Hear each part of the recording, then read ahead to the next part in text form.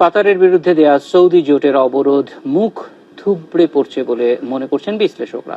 তারা বলছেন ইরানের সঙ্গে তুরস্কের সম্পর্ক ছিন্ন করাই ছিল অবরোধের লক্ষ্য, কিন্তু তাতে দুদেশের সম্পর্ক আরো জোরালো হয়েছে। এমনকি উপসাগরীয় দেশ ওমান ও কুয়েতের সমর্থন আদায় করতে ব্যর্থ সৌদি জোট। এক মাসের বেশি সময় ধরে কাতারকে অবরোধের মুখে রেখেছে সৌদি আরব ও তার মিত্র দেশগুলো। এই অবরোধ কতটা কাজে আসছে তা নিয়ে উঠেছে প্রশ্ন।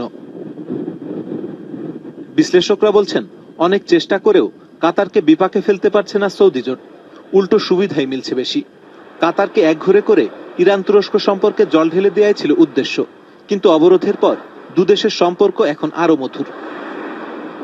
কাতার সংকটে ওমান ও কুয়েতকেও ঠিকমতো পাশে পাচ্ছে না সৌদি আরব ও সংযুক্ত আরব আমিরাত। যুক্তরাষ্ট্রের অবস্থানও নিরঙ্কুশভাবে সৌদি জোটের পক্ষে নেই। কাতারকে চাপে রাখার বদলে ট্রাম্প প্রশাসন এখন সমঝোতায় ব্যস্ত।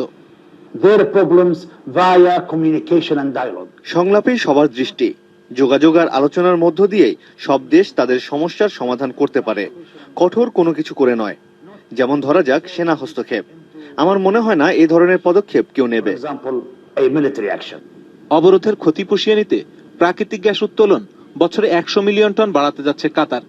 তাদের এই তরলীকৃত গ্যাসের উপর নির্ভর করতে হয় অবরোধ দেয়া দেশ আরব আমিরাতকেও। ওদিকে খাদ্য রপ্তানি বন্ধ করেও ব্যর্থ সৌদি আরব। কাতার এখন অন্য দেশ থেকে দুধ ও দুগ্ধজাত পণ্য কিনছে ইরানের সহায়তায়।